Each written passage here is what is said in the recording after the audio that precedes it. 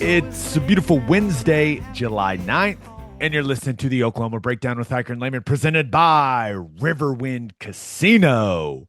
Riverwind is Oklahoma City's premier casino experience, and there are so many reasons why Riverwind is consistently voted OKC's number one casino, but it all starts with their amazing variety of gaming thrills and excitement. Riverwind's beautiful award-winning environment plays host to more than 2,800 of the latest electronic games with a huge selection of table games, including blackjack match roulette, and Teddy's favorite, craps.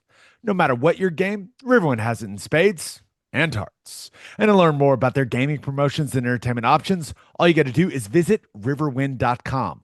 Riverwind Casino, good times, great rewards. And Ted, our podcast has video on Spotify for the first time on this episode. Oh, So okay. hello, Spotify listeners. What's going on, folks? Hello. I think I know what I'm doing uploading it, but if something goes terribly wrong, you only have me to blame. We think we have video. Correct. We are we have upgraded for the Spotify listeners. They're really leaning into the video stuff, so hopefully this goes well and hopefully people like it. Very cool. Joe Castiglione announced he's going to retire. Yes. Rather significant news around here. And now he will be retiring from his current role in a year. He will stay on through June of 2028 to help the athletic department, but that will be a very different role than the current one he's serving. They held a press conference on Tuesday. Ted, what was your initial reaction? This is obviously huge news for OU football and for all of OU athletics. Yeah, well, I was pretty surprised. I think, like, generally speaking, I I think there was the feeling that he was maybe getting close to this point, but I guess whenever it just kind of hits like that, it still comes as a huge surprise.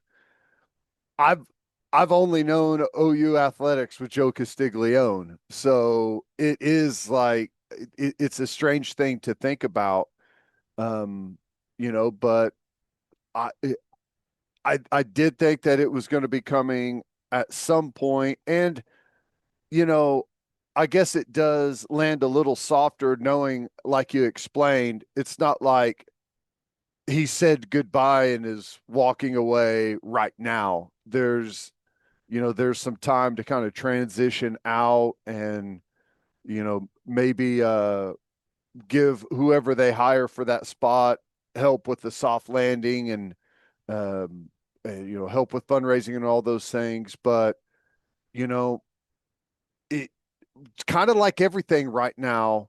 The stakes are very high for that hire and getting it right and making the right decision. And I don't know what direction they're going to go, but it's a strange time to think about OU athletics continuing on without Joe Castiglione.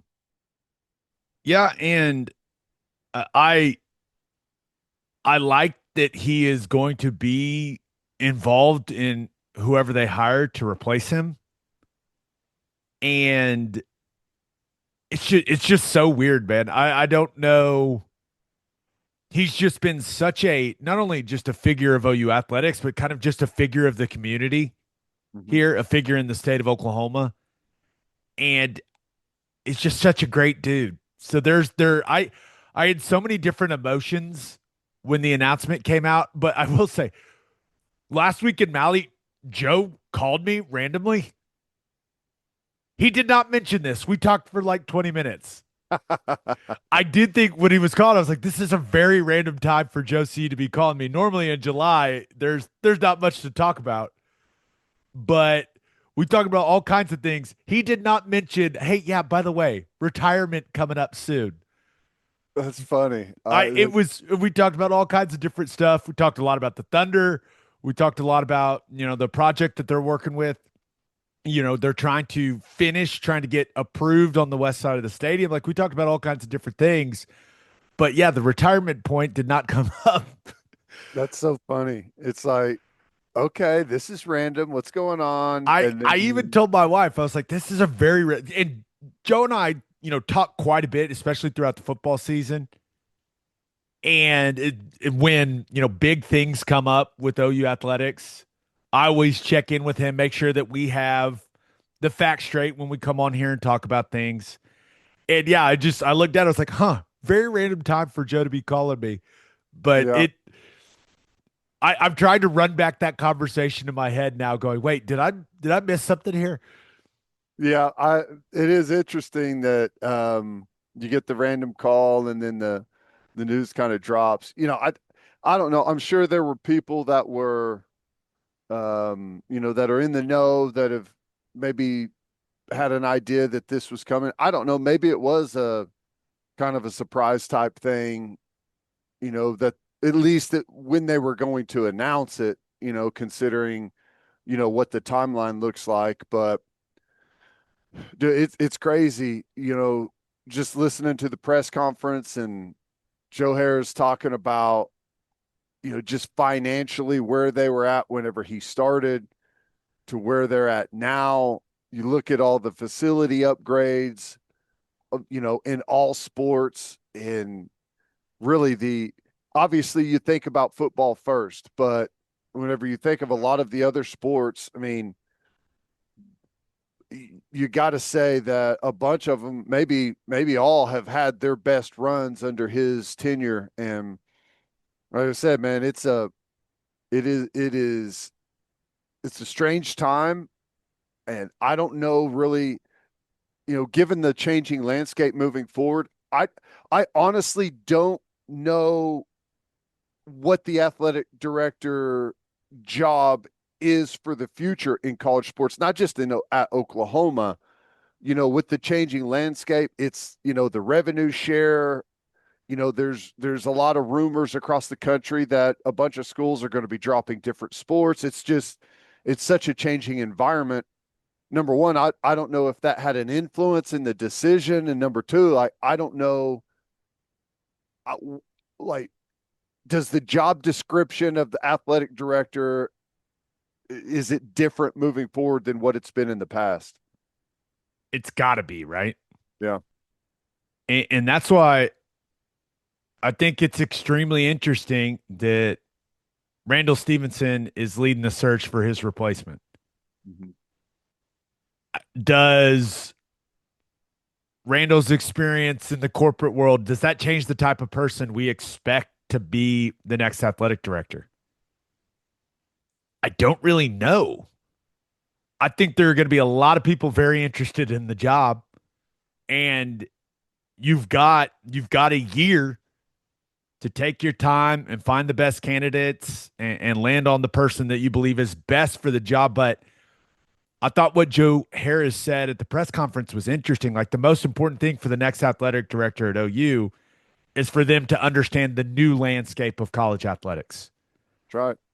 I'd like to wish that person good luck, because I don't think anyone can understand what's currently going on with college athletics, No, especially college football.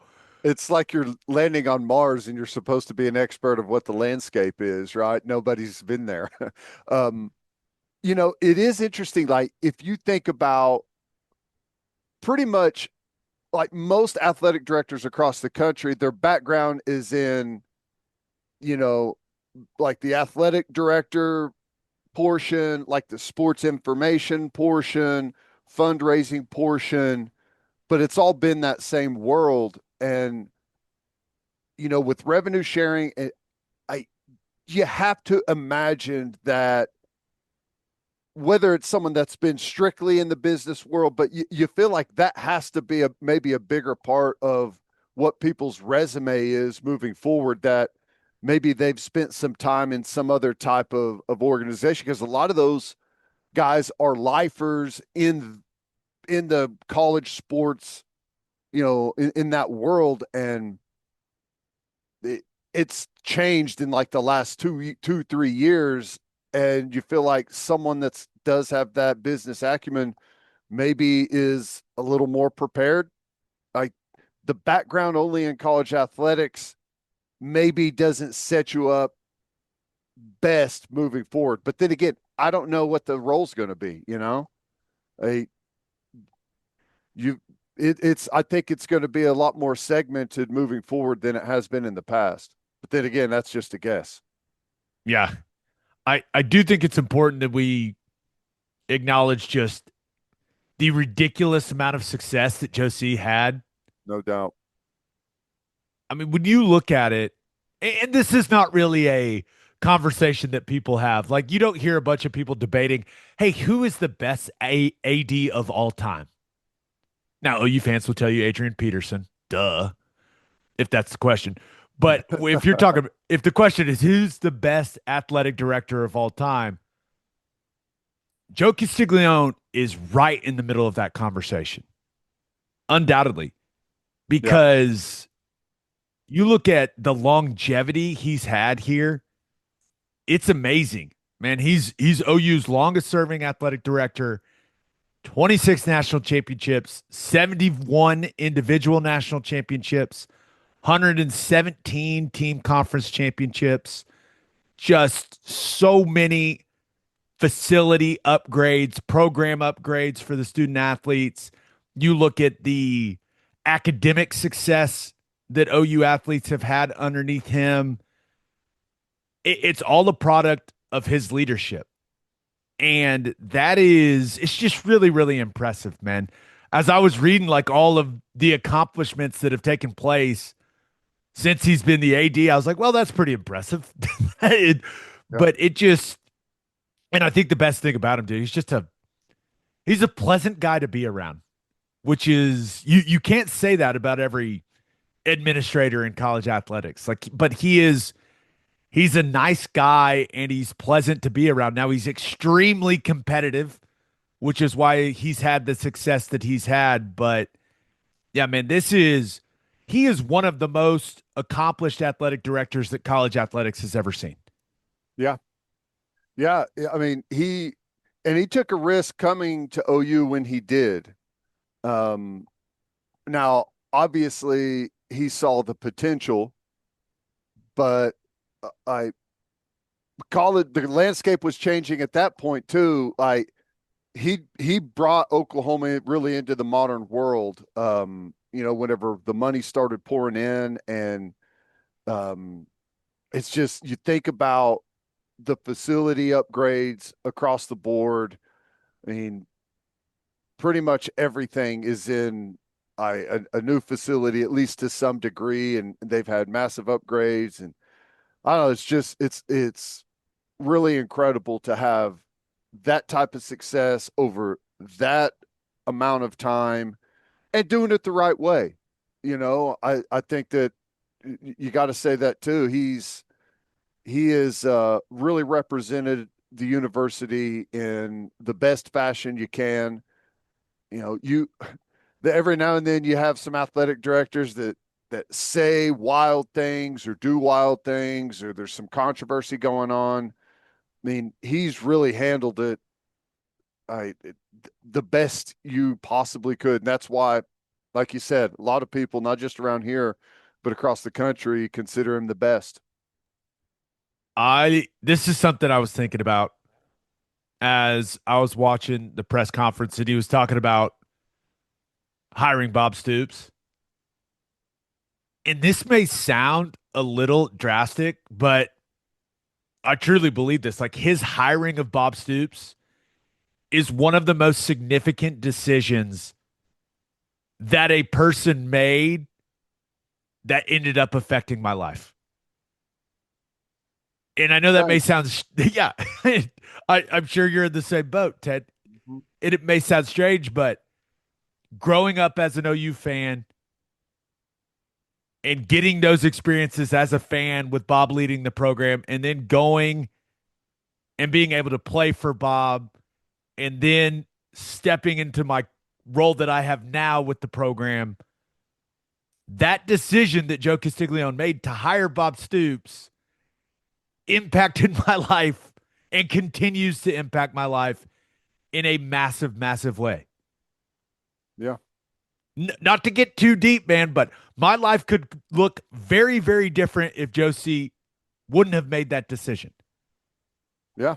And it's just interesting to think about how significant him convincing Bob Stoops to take the Oklahoma job was for me personally. Yeah. No doubt.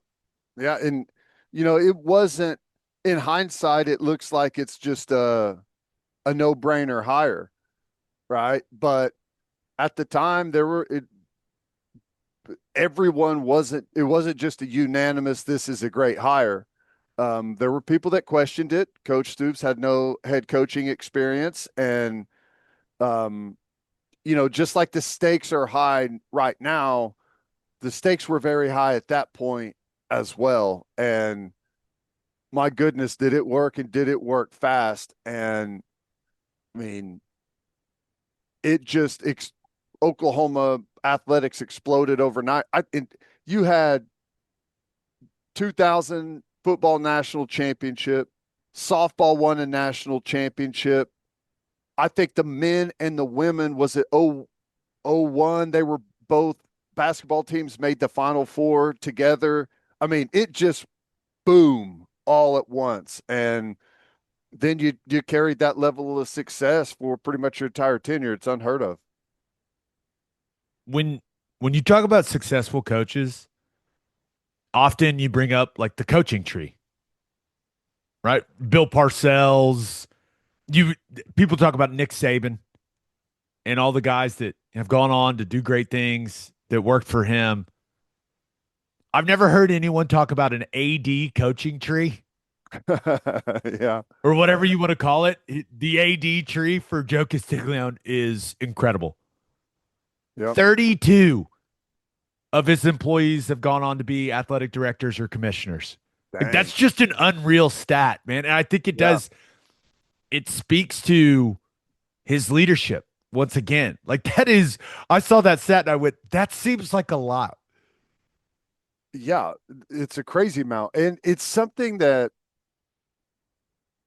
it's the same thing in the business world. Some people have just a a, a very high acumen of knowing the like what type of people will be successful in what type of jobs, and hiring the right people, surrounding your like building your department with the right people, um and then letting them grow, letting them learn, giving those people opportunity to develop their skills. And you know when you hire good, you lose good people, right? That going in, and you have to just, I mean, 32 people go on to have AD or commissioner jobs. That means he had to replace a lot of people constantly and continue to hire the right people and give those people the right environment to develop into a type of person that could go out and get those jobs. It's pretty incredible. I think we've got plenty of time to decide who we think should be the next athletic director at OU. We've got a year. I don't Yeah. think that's a conversation we need to have now. And I have no idea what that job entails. So I don't think my opinion really matters on the subject.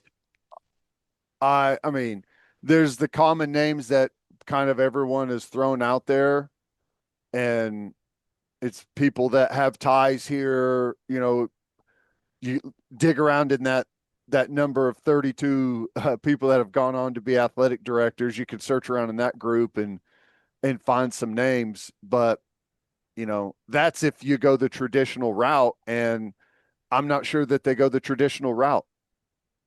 I have no idea. Yeah. Like you hear Kirby Hocutt, Zach Salmon. Like, yeah, would I love for Zach to be the next AD? Of course I would. He's my friend. I don't know if Zach's interested. Haven't talked to him about it. I hope he kills it at Mississippi State, but it's one of those things where this job seems very different than what it used to be. And I have no idea what type of individual they're going to target for this thing. And it's not my job to figure it out, Ted. We're just going to keep talking about what happens on the field and on the court. Like we've got it easy over here, pal. Yeah, that's right. Know your lane, right? Exactly. Which, I get it. Football guys talking basketball, but Well, you know, that's just fun. I mean, come it's on. it's it's still more our lane than athletic director selection. No doubt. Just an unbelievable run for Joe Castiglione. And I can't wait to see like how because it kind of feels when NBA players announce that it's going to be their last season and you Yeah, get like the good treatment from the opposing fan base and like right. the other team's like owner and stuff like that. I wonder what that's going to look like for Joe Castiglione. I don't know, but I'm hopeful that in his last year we send him out in style with a hell of a year. I'm with you. I imagine some opponents giving him like custom fedoras. I think that's going to be the common move. Yeah. That's my prediction. Like the custom fedora, like all the road football trips. He's going to walk into the little athletic director, visiting athletic director suite, which we tend to make ourselves at home in. Yeah. And there's going to be like a custom fedora or something. He's going to receive a lot of gifts this season, especially football season. Yeah, that is. I wonder if he gets a fedora styled in every team in the SEC's like in their colors and all of that stuff. I don't know. Yeah, that I bet I bet it'll be a nice year. All right, he'll be able to enjoy it. I hope so. Ted, the Sooner Club has made a huge mistake, and we got Oh to boy. talk about it. Oh boy. But first, taking a road trip this summer? Remember to stop at Love's Travel Stops. You can't miss the heart of the highway, and with the Love's app, you can save big all summer long. You can save 10 cents per gallon on gas and up to 25 cents per gallon on auto diesel. Save with the Love's app this summer and be welcomed by clean places and friendly faces. Certain conditions may apply. See loves.com for details. Summer is here, and there's no better way to fire up your cookouts than with Didier Ranch's steak burgers made from 100% premium cuts of steak. These burgers are the real deal, juicy, flavorful, and packed with that rich, beefy taste that you love. Plus, they're shipped right to your door, so you can spend more time doing what you love and less time shopping. Head over to DidierRanch.com now and use code SOONER for a special discount on your first order. Get ready to taste the best burgers you've ever had. Proudly raised 100% in Oklahoma.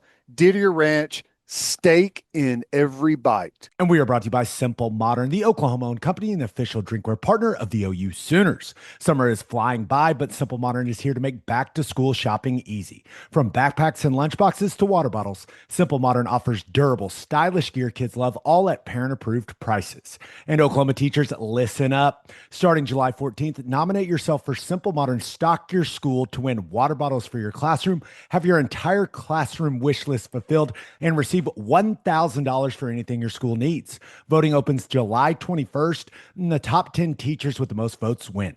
And with 10% of all Simple Modern profits going to charity, many right here in Oklahoma, you're helping Oklahomans everywhere. Simple Modern, it's good everywhere. There will be a night with Nagy in Oklahoma City on July 24th at Twin Hills Country Club. That'll be 5:30 to 6:30. And OU has made a grave error Oh, no. because that event will be moderated by us. Oh, boy. Do they, I, do they realize that things can go off the rails pretty quickly? I told Schaefer Cutter, man, like, hey, we're gonna be ourselves. They've been warned. Yeah. I'm just saying they've been warned.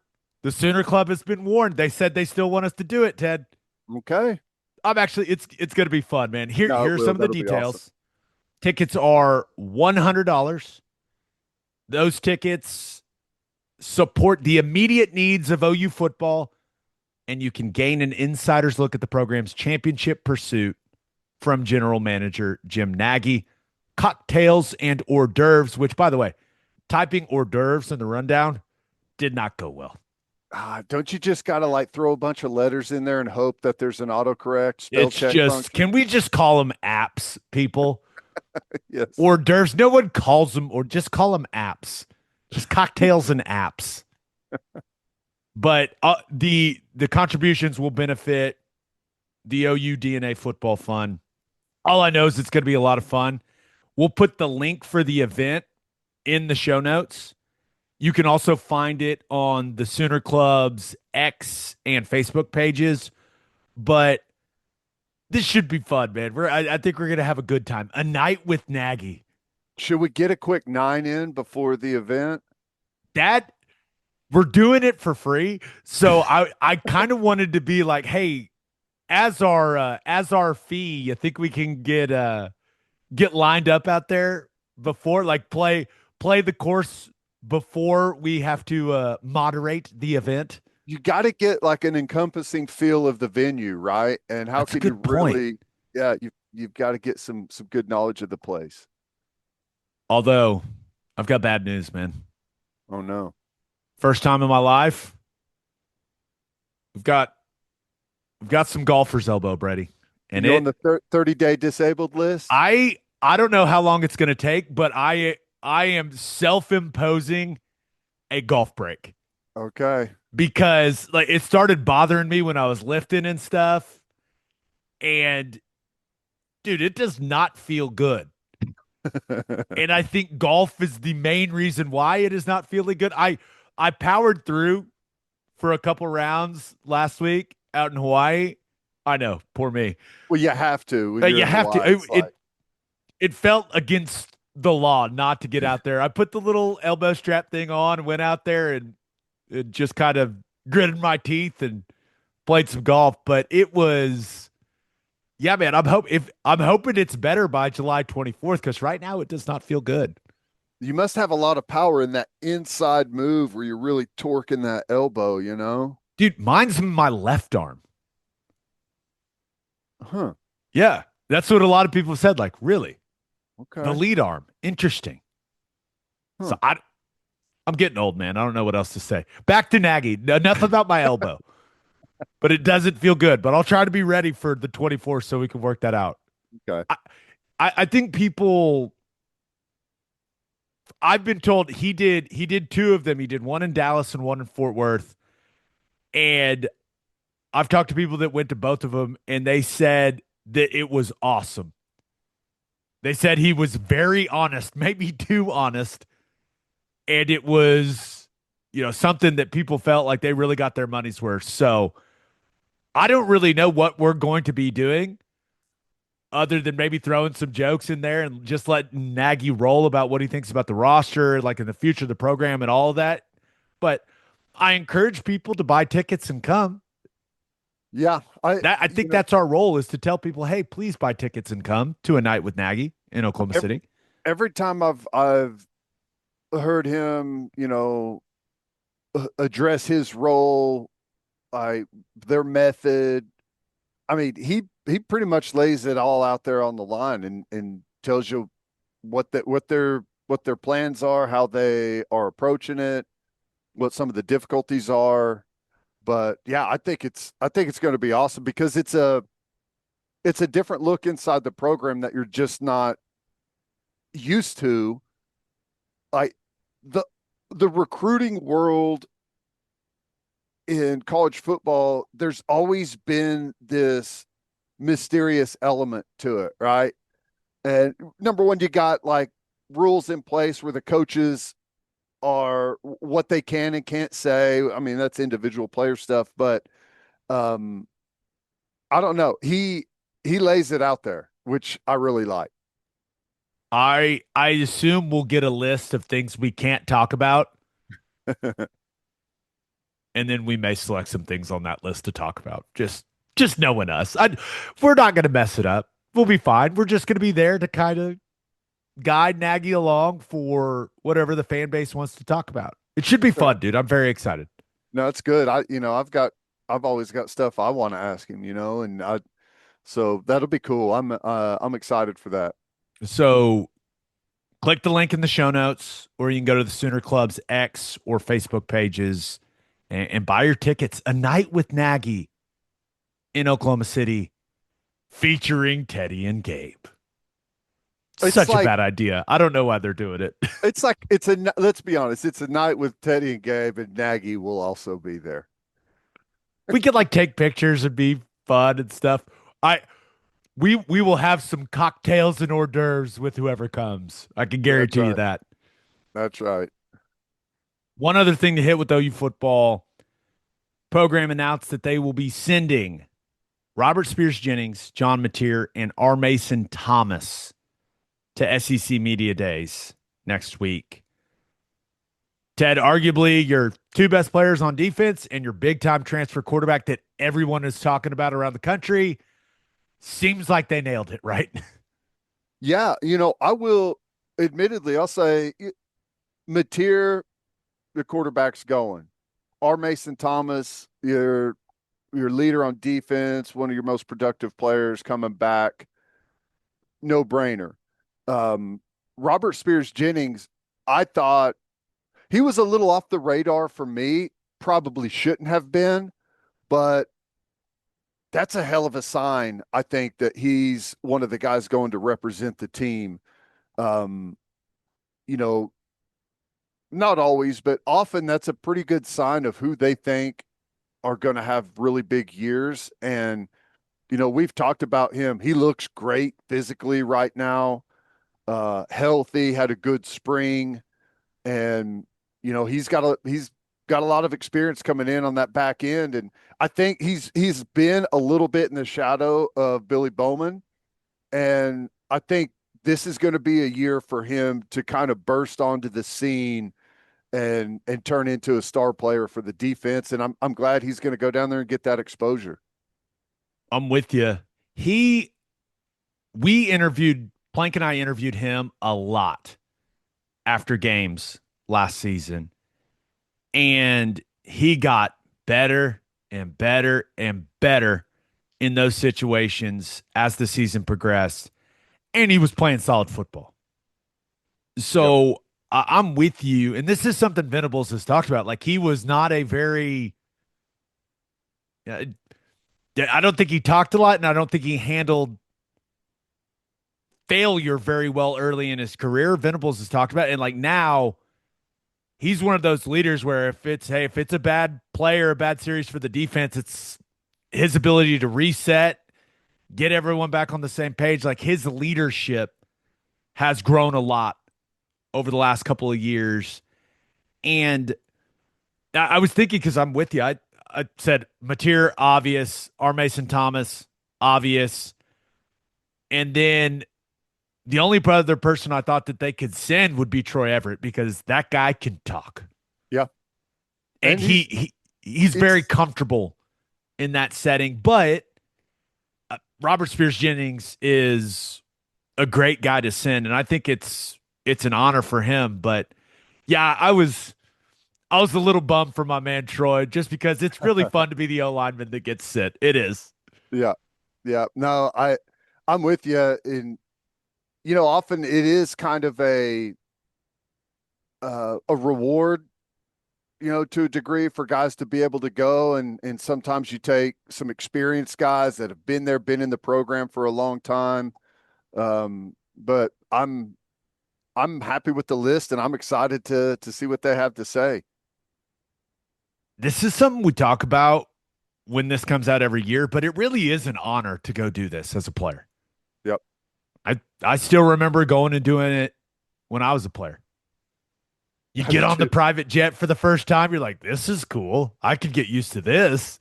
have I ever told you the story of when me and Jason White went before the 2003 season? No, I don't think so.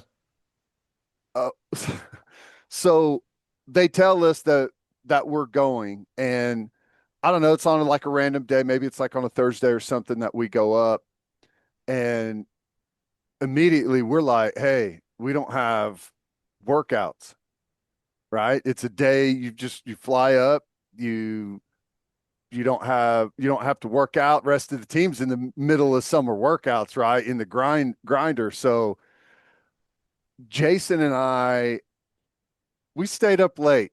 the night before. Okay. And they pick us up to take us, to the airport to fly up there. I'm not kidding you. We fly to Kansas City in like a single engine Cessna, a 3-person airplane. You've got the pilot, you got someone behind the pilot facing backwards. So I think I was facing backwards and the Jay White was facing forward. And we're like 2 feet away from each other. Our faces are like this close. It's July. It doesn't have an air conditioner. Like we went to sleep like 3 hours before we get on this flight. Gabe, we're flying to Kansas City, and like I can see cars passing us on I-35 going north. It was horrible. Okay. We're wearing suits. It was the most miserable flight ever. And it's all I thought of the whole time we're doing all of the rounds and everything. I'm just dreading flying home. And then Coach Stoops is like, "Hey, you guys, why don't you jump in with us and fly home?" Okay. I was like, where was this? Like we had a couch on the plane. We had, there was beverages, there was all kinds of stuff. I was like, this is a totally different experience than the flight up here. It was horrible. Sorry for that story, but That's it's fun. amazing. Yeah, We were on a nice plane the whole time when I went. that's awesome. But I it felt like I is was I was like, this might be a violation. Are we supposed to be on something this nice? This feels like I don't know if we're supposed to be here. that's so good. It just is a cool experience. Yeah. Going and going to media day and being one of the voices that represents every voice in your locker room it's a big deal.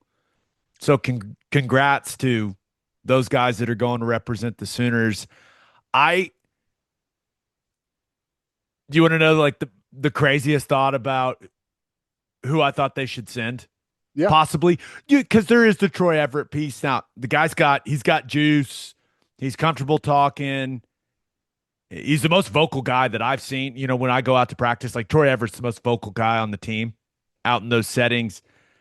He's also maybe in a position battle with Jake Michaela and not so sure how that all's going to shake out. And maybe you didn't want him to field the 100, hey, are you guys going to be better along the offensive line questions? Yeah. Which wouldn't have been a ton of fun for Troy. But just because I'm kind of a sicko, I was like, they should send Fasusi. Let Yeah. everyone know. Make Yeah. everyone look at this guy. Yeah. True freshman. This is what you're dealing with the next 3 to 4 years, boys. Take a look. It was one of those things like, hey, just send out Fasusi and let him peacock for everyone there. Yeah. Send out your first off the bus guys up there, right? Just have them walk there. PJ and Fasusi. Yeah. Yeah. Yeah. That I Because I that's know what actually their not a initial bad idea. reactions would be. If Michael Fasusi went, I know what everyone in the room's initial reaction would be. He's 18. He's how old? What? Right. Yeah.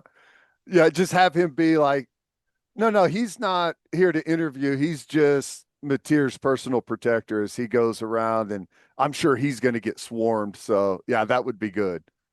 I do think it's going to be not an important day, but a significant, whatever word you want to use, but it's going to be a big day for John Mateer next week when he goes and does this, because we've talked about like the hype around him has been building and And it's like building. mysterious, like nobody knows, right? So I agree.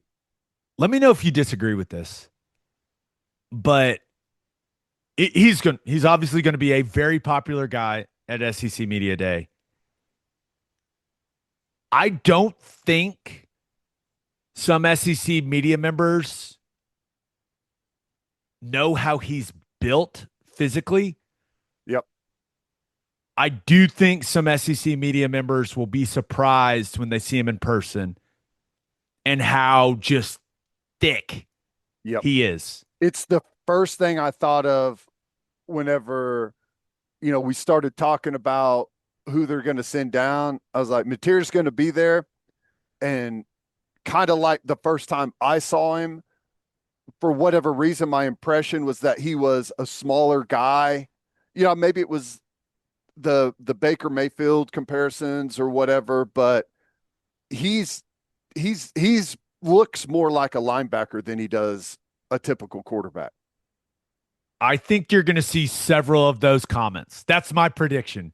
Yeah. Is that there are going to be several SEC media members go, you know what? John Mateer is like, he's a good looking athlete. He's not the tallest guy in the world, but when you see him for the first time in person, I don't know how far we want to take this conversation. We could talk about what the outfit selection is going to be for Mateer. I'm not sure. Is it going to be suit? Is it going to be pants and polo? I don't know what I'm assuming suit and tie. That's usually kind of the mode that Venables likes to operate in, but there are going to be some comments out there about, let's just be real, Mateer's lower half. It's coming.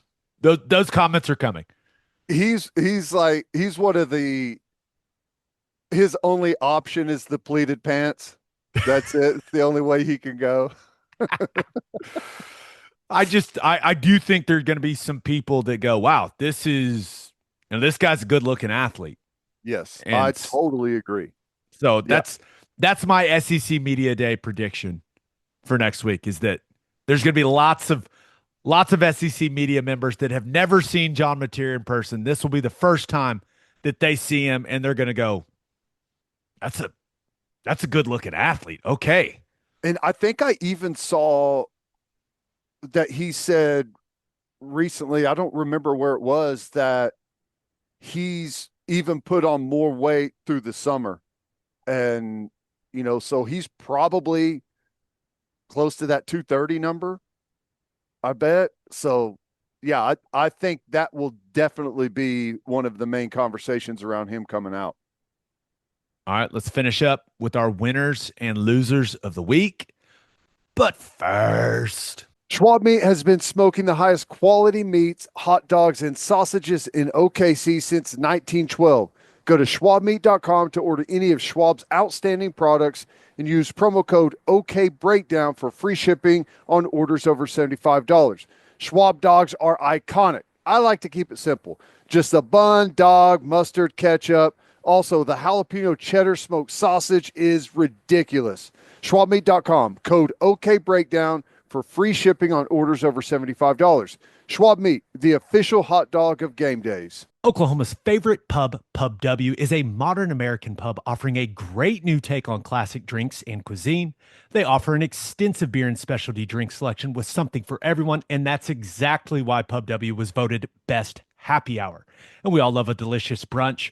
Pub W brunch is served Saturdays and Sundays until 2 p.m. with some of the most delicious brunch offerings you'll find anywhere.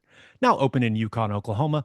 Visit one of their 6 Oklahoma locations. Visit pubdub.com for locations and menus. Insurica's launched a new digital agency introducing Insurica Direct. Whether you're in Oklahoma or anywhere across the U.S., they've got you covered. From small business insurance and health insurance for your employees to insurance for individuals like home, auto, and even Medicare supplements. Insurica Direct's got it all. Start your journey today at insuricadirect.com. Remember, at Insurica, we specialize in you. As always, Ted, kicks off. Who do you have as your winner of the week? Not a lot going on out there, but Big 12 Media Days is in full swing, and there's been some stuff come out of there. And one of the things that caught my eye was Iowa State, who somewhat flew under the radar last year and had an 11-win season. They've got a bunch of really good players, experienced players coming back, and apparently there was a lot of guys on their roster that were highly coveted in the transfer portal, even though they didn't get in the portal. Campbell said that their top 20 guys turned down bigger NIL deals elsewhere to stay at Iowa State. And I think that says a lot about the program that they've run there since Campbell's taken over, frankly. They develop really well. They recruit really well. And they've got, they're one of those teams across the country that has an identity and their players buy into that. And I think that's a great sign for how good Iowa State may be this year, that they had a lot of guys turn down some big money out there to jump ship, and they all stayed. So you mentioned what Matt Campbell said. What you said is way better than the way that you phrased it is way better than what Matt Campbell actually said out loud. You're right. He did not present it well. He said, quote, I'd say probably our top 20 guys took a pay cut to come back to Iowa State. A lot of those guys had some really good opportunities. That's that's not what a pay cut is, Matt. It makes it sound like they went to their top 20 guys and said, listen, times are tough. We, we need some money to spread around. I Could you take a pay cut and stick around? I I've always enjoyed Matt Campbell. I got to interview him a lot when I was doing Big 12 radio, and he's a football guy. We always got along very well. But that is not how you phrase that, man. Right. I, That's right. you say something to the effect of, hey, people tried to poach our guys, and we've built such a good culture that they all stayed. Right. And we Correct. appreciate those guys.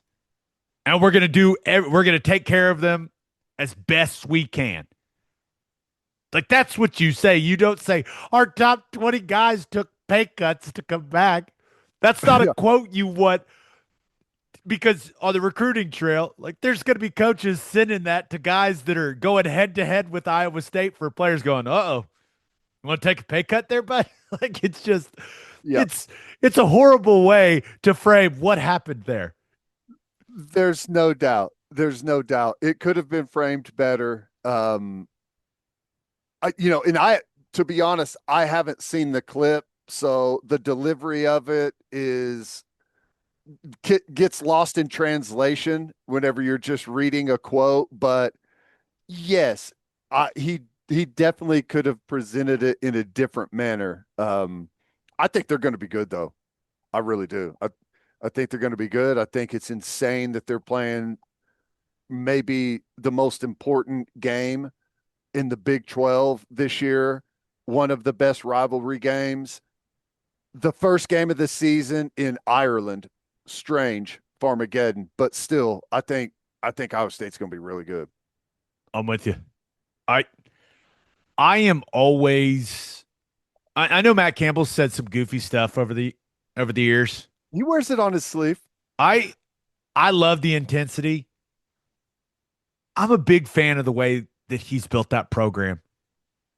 And Yeah. he stayed, remember, he was at the top of, seems like, every coaching search list when a bunch of big jobs came open, and he stayed there and done it his way. Like, he's one of those guys that I'm rooting for. Now that OU's not in the Big 12 and we really have no association with Iowa State anymore, like, he's one of the college football coaches that I'm rooting for. Like, I'm hoping Iowa State has success just because I like the way that he operates and the way that they go about their business there.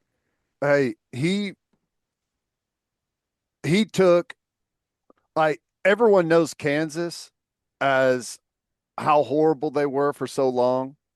Iowa State was right there, probably worse than Kansas was.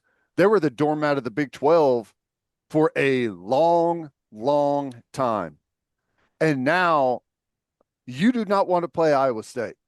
You know what you're going to get. You are going to get a smash mouth, physical, tough, smart football team that's well prepared every single time you play them. They got great tight ends. They do a good job on the offensive and defensive line. They are the team that you look at on the schedule and say, "Oh my gosh, that's going to be a tough one." And they've had a bunch of missed opportunities, and they've lost some games where you thought they were going to win and it was going to turn into a special season for them. They have had those games in those years, but every now and then, I always say it comes in waves. And whenever you get that wave where you've got a big portion of your roster that are experienced, upperclassmen that have played a lot of football, that's whenever it all lines up. And it looks like it's going to be that year. They got a really good quarterback. So I don't know, man. I think Iowa State, that's going to be my pick for team to win the Big 12. And they retained their top 20 players Yes. because those players believe in Iowa State football and the culture that we have. And they believe that we will develop them for the next level as players and as people. Don't say they took pay cuts, Matt. They turned down big opportunities because they love Iowa State.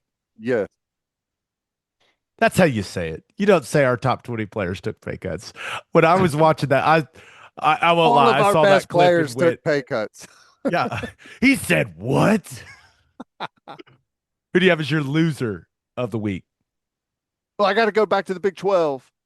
And while I think there's been a lot of good stuff come out of there, just so you know, Big 12 Media Day is going to be like things coming out of Big 12 Media Day is going to be all of winners and losers because both of mine come from Big 12 Media Day as well.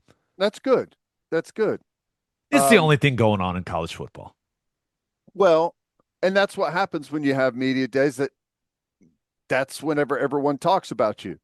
And one of the biggest talking points usually is, what's the preseason poll look like? When the media puts together their rankings and all of that stuff. And the Big 12 is nixing the preseason poll. And I thought it was very strange. And the more I read about it, the worse I felt about it. And like you hear the quotes. Here's what Yormark said, talking about last year's preseason poll where Arizona State was picked last. I think it hurt Arizona State last year.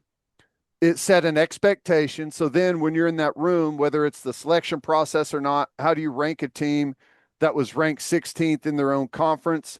Whether you can see beyond that or not, I don't know. I can't speak for anyone, but we just felt that it could have disadvantaged Arizona State. Well, it didn't. They had a bye in the playoff last year, right? There was no effect. It's just maybe he's got a point, but if anyone on the committee that's picking teams for the playoff, after watching a full season of football, who someone beat, who they lost to, how they played, how they're coached, if they're going back to look at a preseason poll to see what someone thought of them before the season as a criteria to get into the playoff, those people need to be removed. Yes, correct. That's ridiculous. Did you see what Kenny Dillingham said about it? Yeah. Yeah. Like, I don't care what people put us. I love that guy more and more. The more he talks, the more I like him. That's typically not the case with people. Congrats, Kenny Dillingham. That's right. I just assumed that Brett Yormark does not respect the content business. That's the only explanation I can come up with as to why you would eliminate the preseason media poll. Right. Why does he hate content, Ted? Does he have any idea how many people usually get mileage out of that poll? This is your time where everyone's talking about you. And people will, it's not like nobody takes the media poll as gospel. Everyone complains about it, right? How could you have this team ranked here? What are they thinking ranking this team here? That's what you want. That you want everyone in the country talking about your teams. And here's the other thing I thought of. Why does Yormark or the conference, They can't tell the media whether they could do a poll or not, right? It, yeah, I mean, it does feel like, wait, why can't we just do what we've always done and release it ourselves? It Right. may not have the Big 12 official letterhead on it. That's fine. Right. Right. I don't, that's one thing I looked at. I was like, interesting. Telling the media what they can and can't do and where that they can't rank your teams. Big 12 censorship. Censorship. I do think that it's silly they're not doing it. And you know who I thought about when I saw it? You remember when Neil Brown told us Yeah. that, remember, they got picked last and it was all over their facility. Yes. There are They coaches had out a there. hell of a year. Yeah, there are coaches out there going, Brett Yormark, come on, man. I need that fuel for my team. I know that we would have gotten picked in a poor position in the poll. Like, I need that fuel to use to motivate my team. Coaches want anything they can use to motivate their team. And Brett Yormark has robbed them of this, of that fuel, by not allowing the media poll to take place. It's silly. I'm sure there are a couple coaches that go, this is ridiculous. What's he doing? I need this. Yeah. No coach has ever said, look, guys, you were picked number 1 or number 2 in the preseason poll. Our work's done. All right. We've got nothing to worry about. The hay's in the barn. We're good. But every coach has said, look how horrible everyone thinks we are.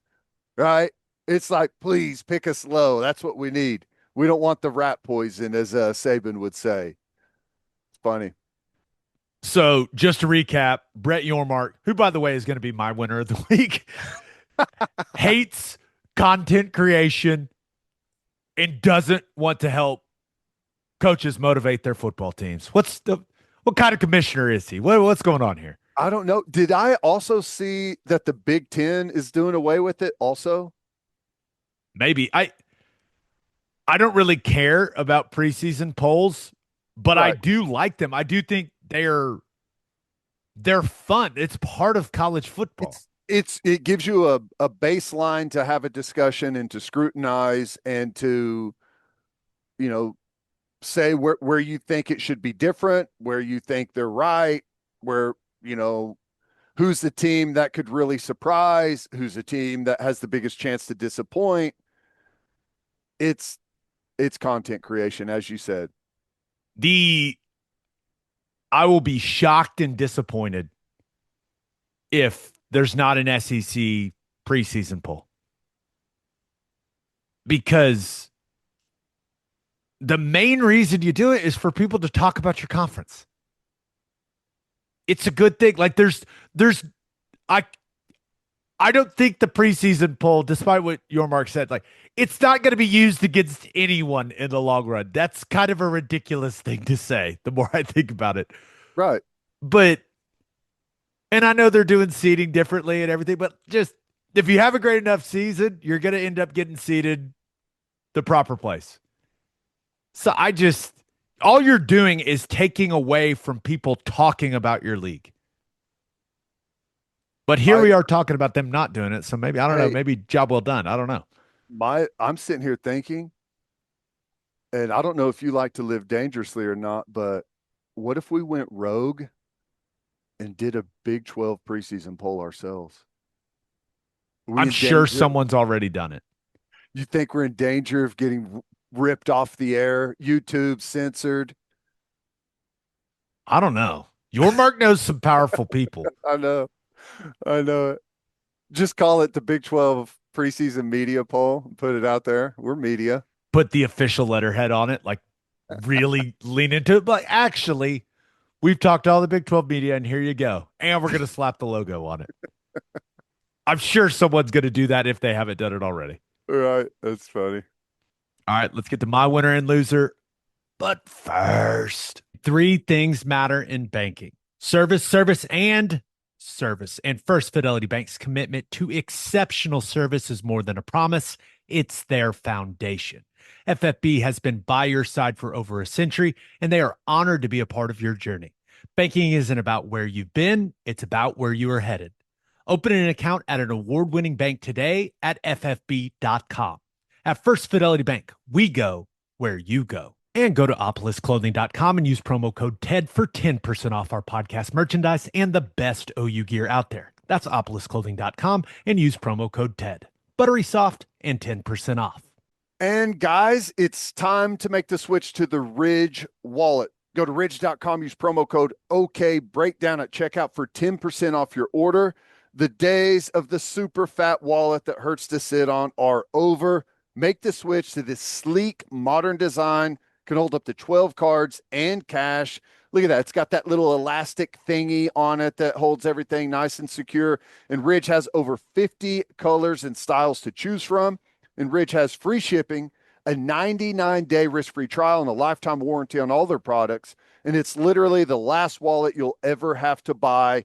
And Ridge wallets have the RFID blocking technology on there as well that keeps you safe from all the digital pickpocketers out there.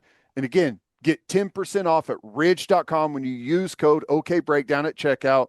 That's ridge.com, code OKBreakdown for 10% off. And after you purchase, they're going to ask you where you heard about them. Please support us, support our show, and tell them we sent you.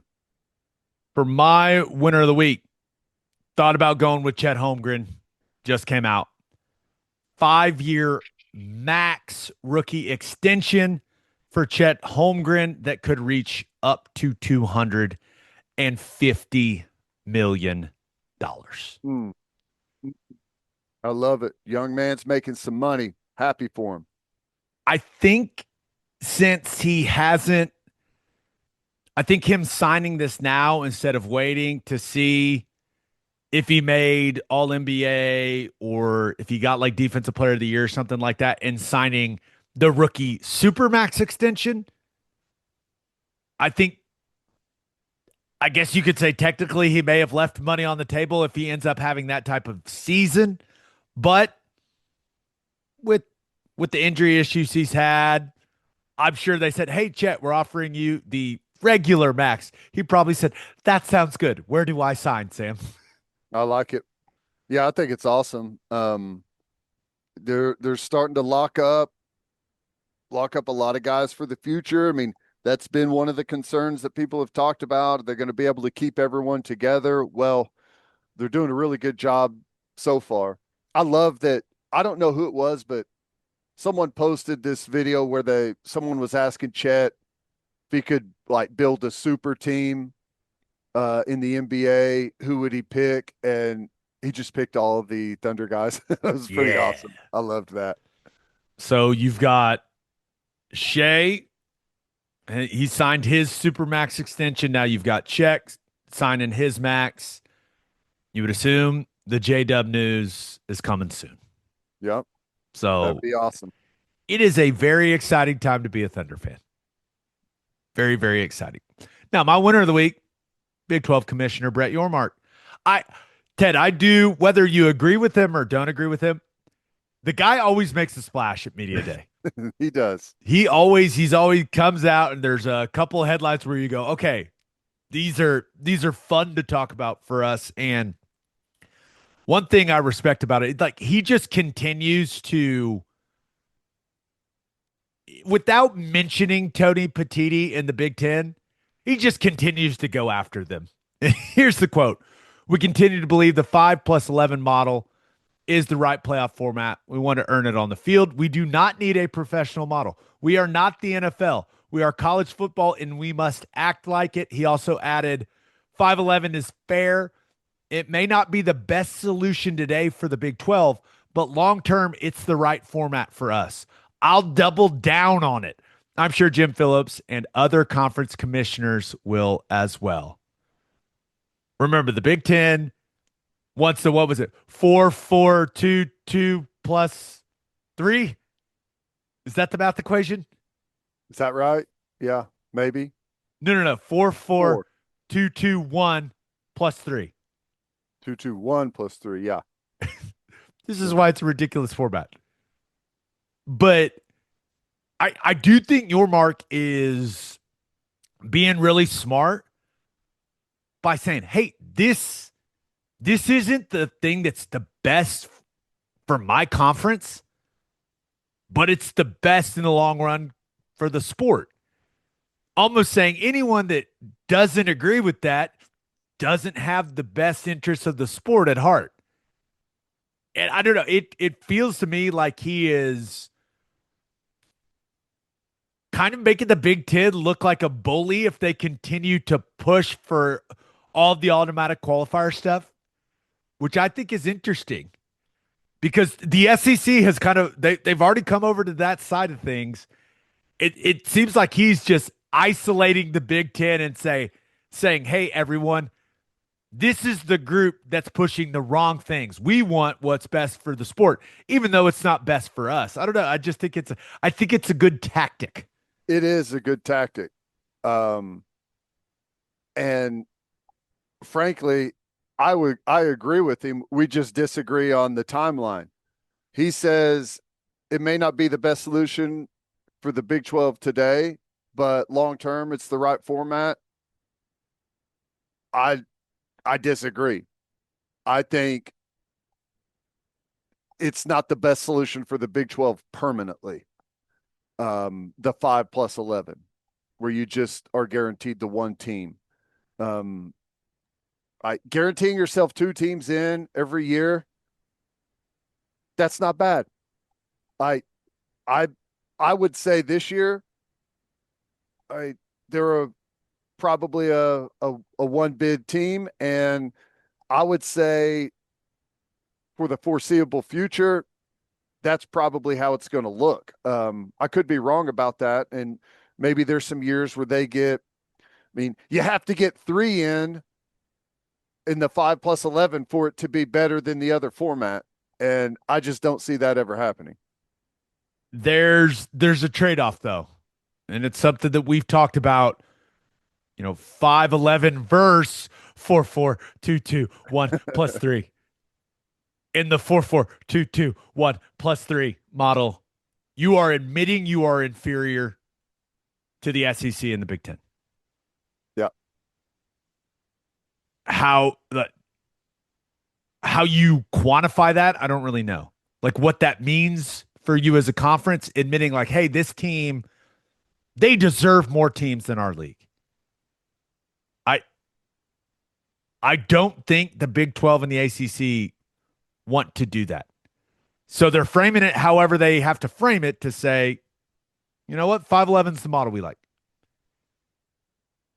Yeah. Are there going to be years where they don't get two in? Absolutely. We just watched it. Arizona State was the only Big 12 team in last year. Mm-hmm. Would it be better to be guaranteed two each year? Probably, but the trade-off is you're saying we are an inferior league. And I don't know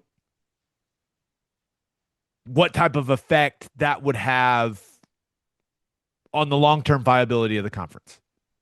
Yeah. So no, I don't know. It's true. The only way, whether it's in the 5+11 or what is it? What's the other one? 4-4-2-2-1 plus 3. Sounds so stupid.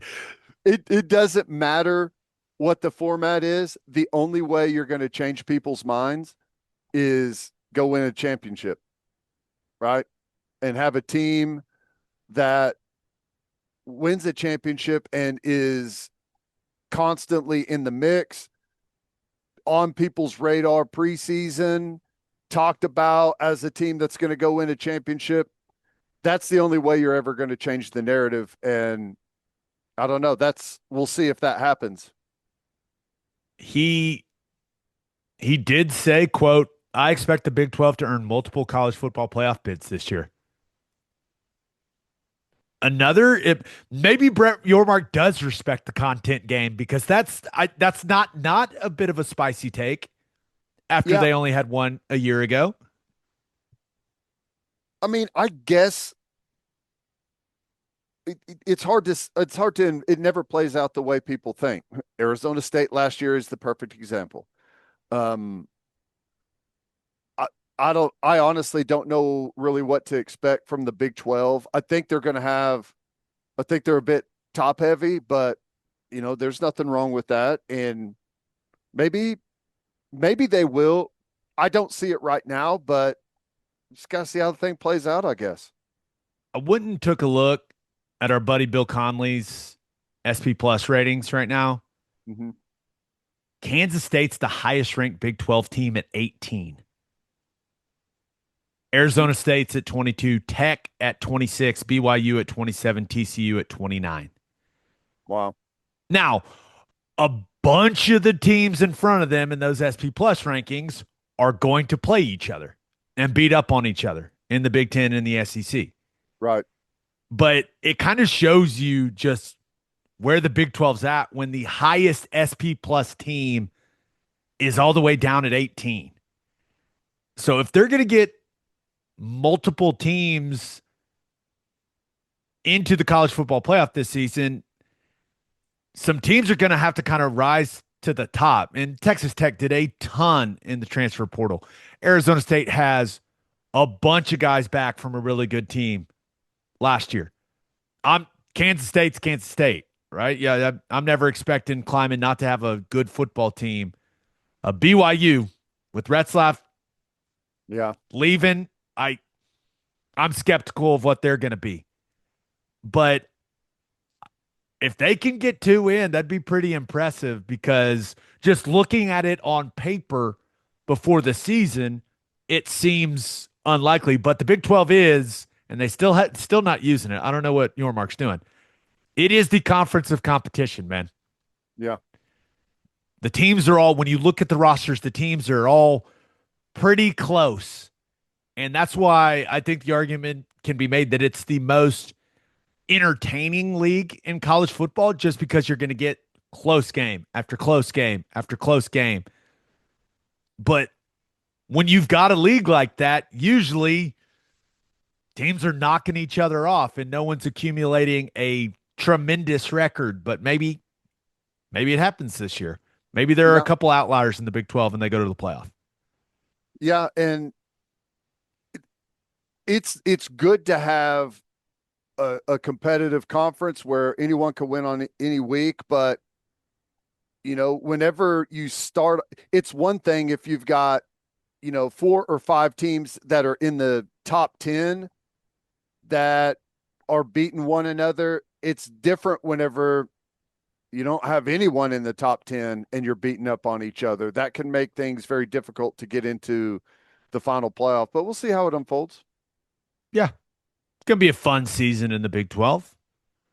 My loser of the week, Scott Frost. Boy, he is now, for those of you that missed it, he is back at UCF as the head coach. And he had to have known that all the Nebraska questions were coming at Big 12 Media Day. He was asked what he learned from his time in Nebraska. And his answer was, quote, don't take the wrong job. Make sure you're working for and around good people. He also added, I said I wouldn't leave unless it was someplace you could win a national championship. I got tugged in a direction to try to help my alma mater and didn't really want to do it. It wasn't a good move. I'm lucky to get back to a place where I was a lot happier. Woo. Ted. Frost just burning it down, huh? He burned it down and then dropped a big barrel of gasoline on top of it. What is he doing? I think it is a reasonable assumption to say that there was a lot going on behind the scenes at Nebraska. I mean, make sure you're working for and around good people. That's crazy. I mean, make sure or you go to a place where you can win a national championship. Well, he won a national championship at Nebraska personally. So to say you can't win a championship there and the people that you work for and work around are not good people, that's wild. I honestly think it's embarrassing for Scott Frost. Yeah. The lack of accountability, it's like the exact opposite of what I want to hear from a head coach. It's the exact opposite of what I want to hear from someone leading a group of men. He had a chance and he knew the questions were coming. He had a chance to take personal responsibility for his shortcomings there. He had a chance to say, hey, I learned that I still needed to improve as a coach. I needed to improve my leadership. He could have gone an X's and O's route and said, hey, I learned that my system wasn't a great fit for my alma mater. And we couldn't get the type of players, and that's on me. Like that, I just couldn't make it work. He could have said any of that. But instead, he appears to be blaming everyone else. Dude, I just think it's an embarrassing stance to take if you're Scott Frost. Like when you're the guy leading it, it's on you, man. Mm-hmm. It's on you to make it work. And it just sounds like he's making a bunch of excuses. I don't know. I was really, really surprised that he chose to go the route that he did. Yeah. I saw this comment, and I can't remember if I saw it in as a comment on Twitter or if it was someone that texted our show yesterday. But someone said that, in reality, with how unsuccessful his tenure was there, the fan base actually gave him a lot of grace.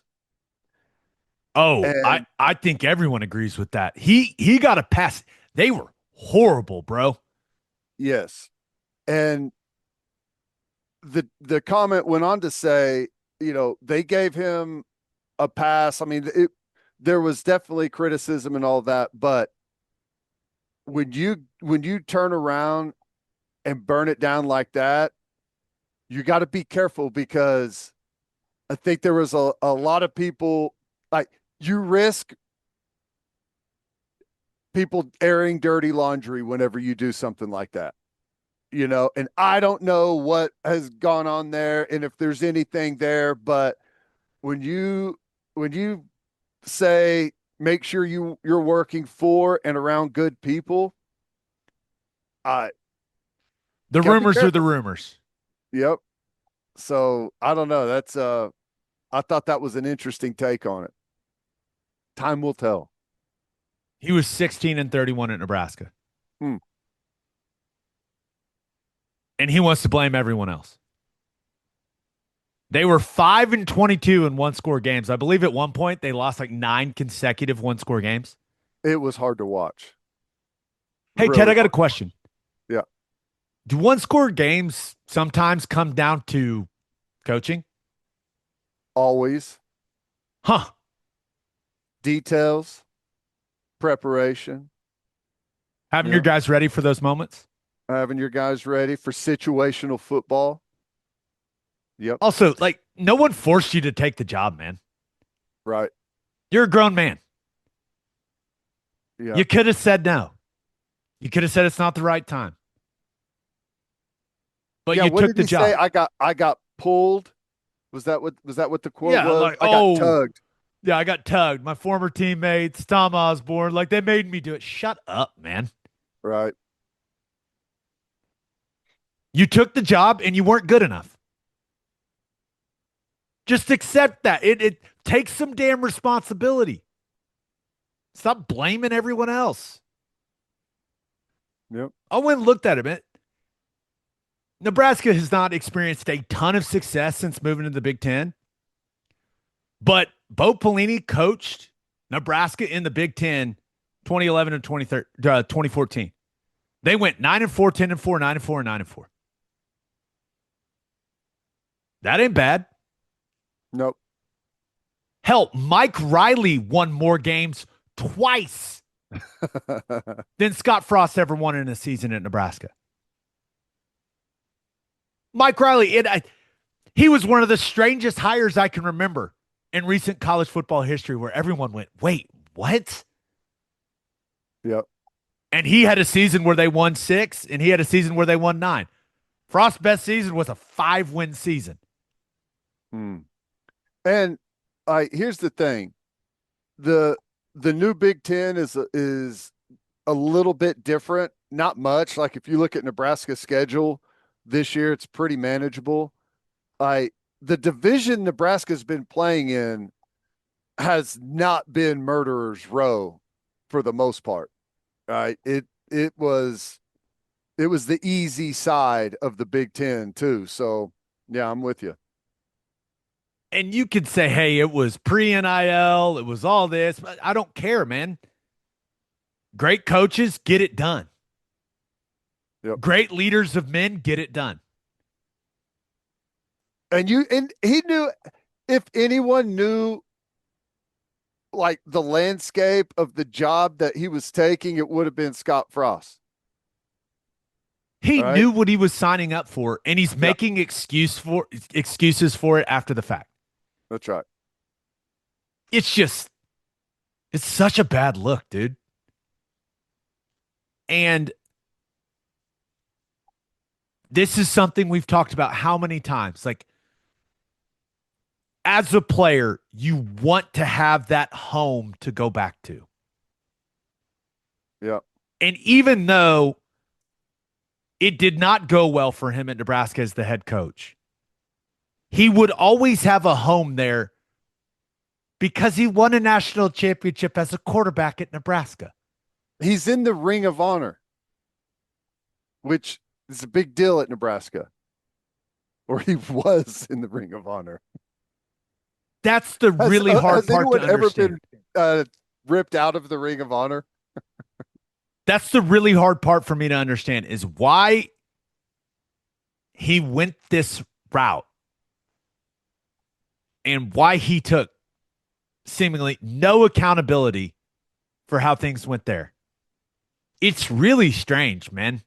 And in a weird way, and it is not a secret that I am a big Matt Rule fan. Talked about it a lot on here.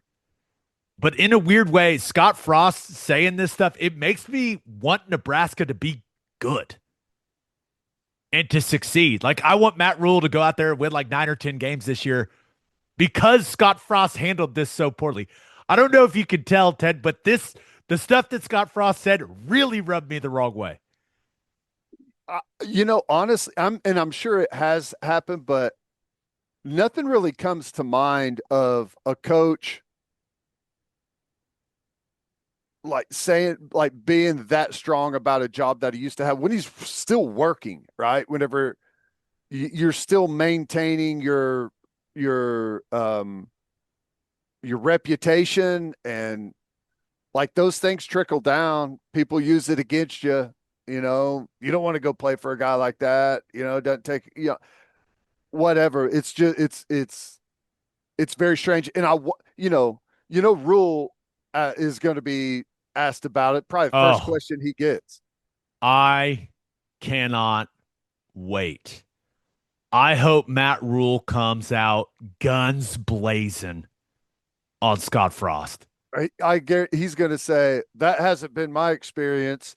I think there's amazing people here to work with. I couldn't have picked a better, that's how you approach it. And he's probably going to hammer the nail in, right? I hope so. It just, and I know there was like the AD situation, maybe wasn't great for Scott Frost, but to say, like, to insinuate that you didn't have good people around you, like, just think of all the people in that building and in that athletic department and that program that are still there that saw that quote and they're like, wait, is he talking about us? Like that? I hate everything that man said about Nebraska. Hey, if you're talking about Trev Alberts, just say that. Yeah. Right? Come He's out and not say there it, anymore. man. Nebraska fans are glad he's gone, right? Texas A&M fans, it sounds like wishes he was gone. Okay, so if that's what you're talking about, say that. Don't bury everyone. I don't know. It's wild. I like I said, I imagine there's going to be some fallout from it. In my eyes, the only thing that came of this was I lost some respect for Scott Frost. Yeah, I don't think anyone's coming away from it saying, "Yeah, Scott's right." The last thing I'll say on it, watching Scott Frost, because I went and watched it. I was like, I need to make sure these quotes are right. I need to make sure this is what he said. And he did. I went and watched the clips. It gives me such a deep appreciation for the way that Bob Stoops handled everything. Mm-hmm. I learned so much from Bob when it came to taking accountability and not making excuses. The guy wrote a book called No Excuses. It's just, and it has the way that he handled success and failure has significantly shaped the way that I handle success and failure as a man. And I don't think, like, when you're in the moment, I don't think you realize that that's happening.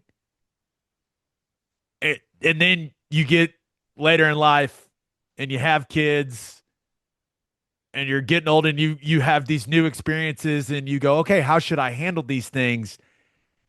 And I feel like I always revert back to the example that Bob Stoops set for me when I was playing for him in college. That's right. And it's kind of cool, man. I'm really glad that I played for Bob Stoops and not for Scott Frost. I know that. No, I'm with you. And I, the last thing I'll say about it, it's not as good as what you just laid out there, but Scott Frost, he's a grumpy delivery guy. Like whenever he's at the mic, he's not a ball of energy. He's not positive. He's kind of got that grumpy style to him. You have to win a lot of games before you can ever show up and do that. There's some coaches that have that style, but they usually have a drawer full of rings in their desk, like they've won a ton of games. Uh, he he needs to be getting people excited about his program going to play for him, but he just doesn't give off the vibe of a guy you want to go play for at all. But at least And he he's could. happier. At least he's happier, Ted. Yeah. Does I'm it glad show? he's happy. I really am. I'm glad he's back somewhere where he's happy, but man, just the exact opposite. Now, this is this quote, and I am how I am. If Scott Frost is still coaching and my kid is a college football player and he tries to recruit him, I'm gonna say no thanks, Scott. I'm just no thanks. We're not interested. Why? Well, do you remember Big 12 Media Days 2025? That's why. As Well, you you may, you told me make sure you're working for and around good people. You said it. as you can tell, these comments really upset me. It just really upset me. Birthday shout outs. Happy 15th birthday to Kinley Howard. Happy 28th birthday to Pond Creek's finest, TJ Crittenbrink. What a name. Where's Pond Creek? I don't know. Let's give it a Google. I know it's in Oklahoma. That's Pond Creek, Oklahoma for sure. Pond Creek, 79 miles away from me. It is Oh man. Okay. North of Enid. Pretty far north, Ted. Yeah, I would say just north, a couple towns north of Enid. It's got to be right close to the border then, doesn't it? Yeah. Not too far from Wakita, Okay. Medford. Yeah. Okay. Concrete. Learn something Oh, new every day. Oh, just looks like it's, so west of Ponca City, north of Enid. okay. Nice. Shout out to Pond Creek. Happy birthday, TJ. And happy 30th birthday to Sid Smith. Happy 32nd birthday to Brecklin Day Robinson. On that note, episode 544 in the books. We'll have a new podcast that'll drop on Sunday. Marvin Mims All right. scheduled to join us. Going to try to get a lot of former players in July. Just a reminder, please subscribe to the podcast wherever you listen to podcasts, and please subscribe to our YouTube channel. Make sure you check out our website, okbreakdown.com. We hope you all have a great rest of your week. Have an awesome weekend. Until next time, we appreciate you all for listening. Do what you always do, Oklahoma. Take care of each other.